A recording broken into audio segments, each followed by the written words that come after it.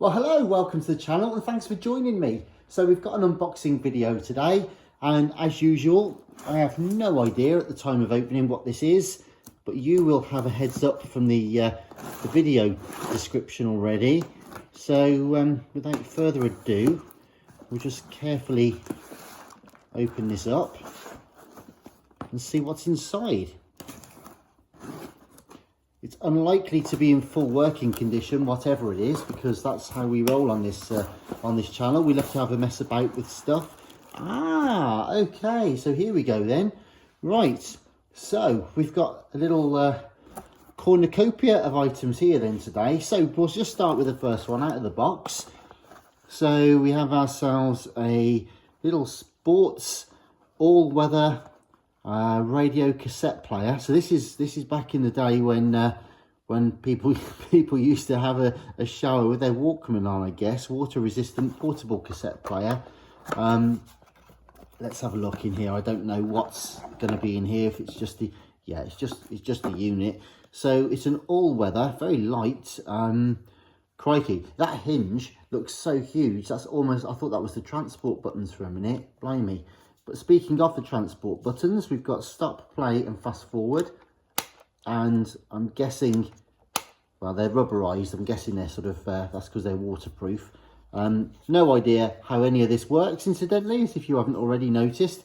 So what have we got on here? Your controls there for your obviously your volume control and your radio tuning there. Power socket there. And your headphones, yep, 3 volts there. I don't know, who knows? So we'll have a look at this in due course. I'm guessing it's probably just speakers only, but we'll have a look at that in due course anyway. Right, so that's that one for now. Probably in order of interest, at least from my point of view, this will be the next one. So it's a PSR 70. Now Boots, I think it was just a UK brand. They're actually still going as a like a pharmaceuticals type, well, yeah, I guess they sell all sorts of beauty and health products. But years ago, they did also used to sell sort of toys and games and personal stereos, look, amongst other things. So, what's this, like a Big Mac, isn't it? It's like getting a kebab or something. This polystyrene tray with the, there we go, headphones in there. Oh, crikey, look, hang on, I'm back a minute. It's even got the original webbing strap look in its stapled bag, so that's kind of cool. And the headphones themselves, the old 1980s single sort of wire band headphones, like the old Sanyo units and stuff, with the squared off earpiece phones. So that's quite nice to have, to be fair. That's quite cool. And the unit itself, okay, so here we go. This is the Boots PSR. I don't know off the top of my head who actually makes this for Boots or who made it for Boots. So you've got a detachable belt clip here. And what else have we got? Basically, a fairly simple operation by the looks of it. The tape and radio function is on the top there. And you've got your DC in, and that's probably a headphone out, one would presume. Yep. Okay, so manual opening and three transport controls. This is how cheap looking this one is. It hasn't actually got a roller on that side. It's just like a little peg, just like a locating peg for that one. I'm assuming, I could be completely wrong, that might well have something missing, but I don't think it does. Anyway, that's a quick look at the oh yeah, AM FM band as well, just looking at that. So that's a Boots PSR 70. So I'll put that to one side, along with the kebab wrapper. It's not really a kebab wrapper, of course, it is the original packaging for that, which is nice to have. Okay, and oh, here we go.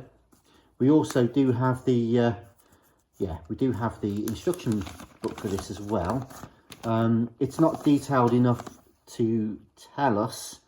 It tells you about, this is quite interesting actually. This was only I know we'll look at all these in more detail in another video, but just quickly here, this is nice to see that the old specs you used to get with these, and even how to maintain. Look, there's your head. It explains how the capstan and the pinch roller works and how to maintain it all, how to clean them, you know, and there's just sort of stuff you just don't get anymore with these modern disposable music products. Ah, okay. We've actually got 4 items in here. So this is number 3. So I'm just going to open this. Watch out for the noisy tape.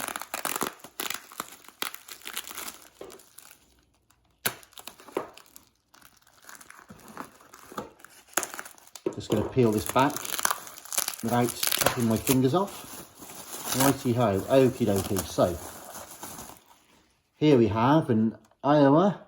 Again, radio cassette with a graphic equaliser. I'd have loved to have had something like this when I was younger. I only had a Sanyo M-G34DT, which was just literally like a big old brick with a tape in it. It didn't have any radio or any equaliser or anything like that. But here we go. This is the Aiwa TA423.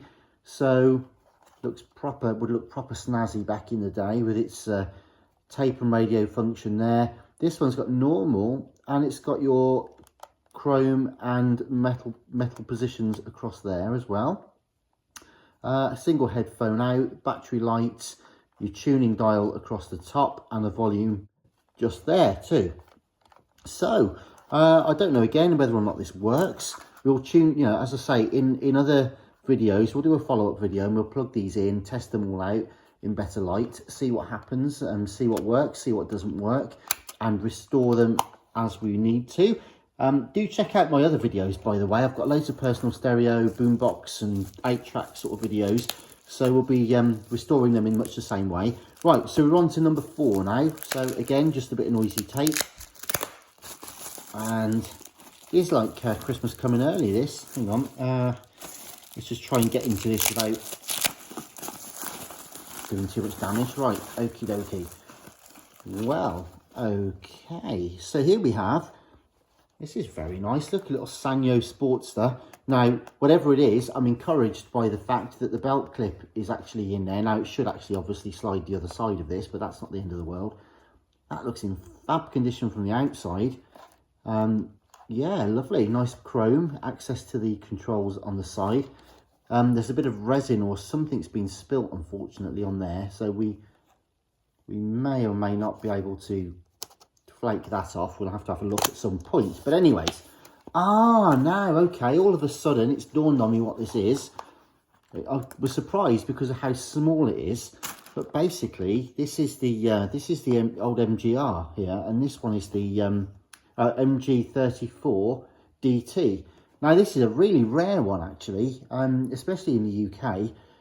Now, this was back in the time when, essentially, the idea was, and this is really cool, the idea was, in order to minimise the size, you just had a cassette player, and that was kind of it. But if you wanted the radio, rather than having like an extra bit built in up here permanently, you also had this, and it fitted into the cassette deck, and it literally is a tape shape, and the contacts there relay the radio information. So this has got on here, there's your tuning band on the top, and you've got an AM FM radio, and it's FM stereo as well. Look at that, how cool is that? And you can switch between AM, FM and stereo and mono on the side there. Yeah, and that literally then hooks into, if you can see, there's a ribbon cable with some contacts just in there at the back, and then that engages with those pins, and you put the tape in, and the tape is actually not a tape at all, it's a radio. So that's going to be awesome to check that out, see how that works. It's also got Dolby noise reduction on there as well, built in, which you didn't see on a lot of personal cassettes back then. What else have we got? So you've got independent left and right balance, volume, sorry. So you've got a split pot there for your left and right volume.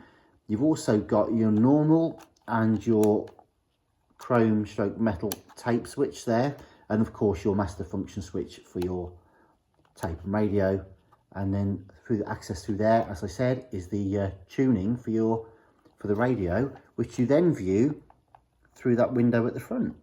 Look at that, super cool, really nice actually, and really quite rare. So to be honest, on rare occasions, one or other come up for sale. This one needs a nice polish. I'm looking forward to restoring this, servicing it, changing the belts, giving it a good polish, Check out my other personal stereo videos, by the way, where I restore them and bring them up as new as we can. But as I was saying, we very occasionally you might get the player, or you might get the radio stroke sort of tape insert, but it's very seldom that you actually can come across both together like that. So that's super cool. So I'm really pleased to have that. But anyway, there, especially with the case look as well, that's cool. So there are not one, not two, not three, but 4 personal stereos. A little bumper lot there, so it's like Christmas come early. So do please subscribe to the channel and hit the notifications bell for updates. As I say, I'll be plugging these in, testing them one at a time, just seeing what works really, see what doesn't work, and we'll set about trying to repair and restore them. Now, you know, I think some of them will be easier to fix than others. I'm particularly keen, I've got to say, on fixing, or at least getting the Sanyo, the Sanyo one up and running. Now the Boots one I'd quite like to do, just because it's boxed and it's a bit old school. But there's something about the Sanyo radio one that I'd really like to get fixed. So do please hit the bell, and I'll be back soon with updates on that. Plus also, as I say, my 8-track and my boombox videos and stuff like that. We're always fixing something here. So yeah, thanks very much for watching, and I'll see you soon. All the best for now. Bye bye.